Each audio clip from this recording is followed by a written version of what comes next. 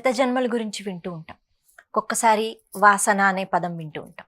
అంటే గత జన్మ వాసనలు అన్నవి ఈ జన్మలో కూడా ఉంటూ ఉంటాయి అని వింటూ ఉంటాం. అంటే నిజంగానే అలా ఉంటాయా? దాన్ని బట్టే మన ప్రవర్తన తీరు ఉంటుందా? లేదు అంటే మనం ఏమైనా మారవచ్చా? మీకు ఒక విషయం చూస్తూ ఉంటారు, ఈ ప్రపంచంలో అప్పుడప్పుడు న్యూస్లలో వస్తుంది, చిన్న పిల్లవాడు పుట్టతంతోనే డ్రమ్స్ కొడుతూ ఉన్నారు. చిన్న పిల్లవాడు పుట్టతంతోనే ఫ్లైట్లలో ఇంట్రెస్ట్ ఉంటుంది.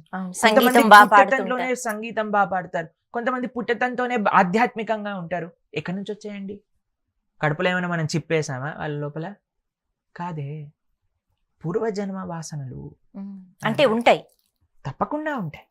ఎందుకంటే జీవి ఇప్పుడు మన స్టార్టింగ్ ఇది కాదు కదండి, ఎన్నో జన్మాంతరాల నుంచి మనకు వస్తున్నాయి ఆ వాసనలన్నీ మనకు వస్తాయి. ఇప్పుడు జీవుడి యొక్క ప్రయాణం చూడండి, గత జన్మ వాసనలు పట్టుకొని వస్తారు. దాని తర్వాత తల్లిదండ్రుల యొక్క సంస్కారములు పట్టుకుంటాయి. దాంతోపాటు తల్లి గర్భంలో శిశువు ఉన్నప్పుడు తల్లి చేసిన కార్యక్రమాలన్నీ కూడా ఆ శిశువు పైన ఇది చేస్తాయి. ఇప్పుడు మాకు ఒకళ్ళు మొన్నే చెప్పారనమాట, ప్రభుజీ మేము ఆ పిల్లవాడు కడుపులో ఉన్నప్పుడల్లా మీ శ్రీమద్ భాగవతం, సంపూర్ణ భాగవతం, రామాయణం, భగవద్గీత ఇవన్నీ శ్రవణం చేశాం. ఇప్పుడు వాడు ఎక్కడున్నవాడైనా సరే మీ లెక్చర్ పెట్టంగానే వెంటనే తిరుగుతాడు అటువైపు, అలర్ట్ అయిపోతాడు, చిన్న పిల్లవాడైనా సరే అని అన్నారు. ఎందుకు అని అంటే వాడికి అమ్మ వినటం చేత అవన్నీ కూడా అలవడ్డాయి అనమాట. ప్రహ్లాదుడు అంత గొప్ప భక్తుడు ఎలా అయ్యాడండి? నారదుడు యొక్క ఉపదేశాలు తల్లి వినలేదు కానీ ఈయన గర్భంలో విన్నాడు అనమాట.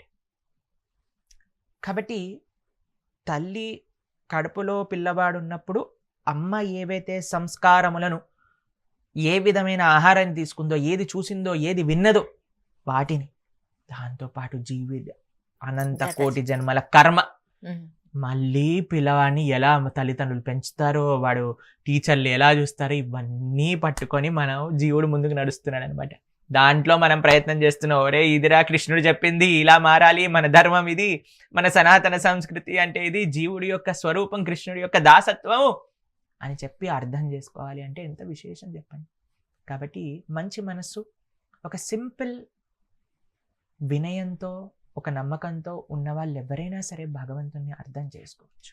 ఎన్ని జన్మలు చేసిన పాపమైనా సరే భగవద్భక్తి అనే ఒక జ్ఞాన దీపాన్ని వెలిగించటంలో పోతుంది. మీరు చూడండి, ఒక 100 సంవత్సరాలు ఈ రూమ్ని లాక్ చేశారు అనుకోండి, చీకటితో నిండిపోయింది.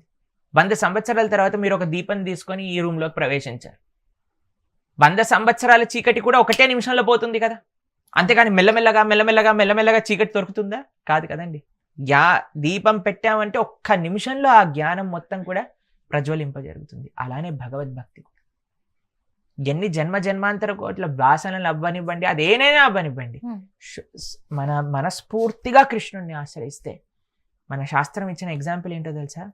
ఒక పెద్ద దూది కొండని కూడా ఒక చిన్న అగ్ని రవ్వ పడినా సరే ఎలా అయితే కాల్చేస్తుందో అలా అనంత కోటి జన్మ సంస్కారములన్నీ కూడా కాల్చేస్తుంది. భగవద్భక్తికి ఉండే శక్తి, భగవన్నామానికి ఉండే శక్తి అటువంటిది.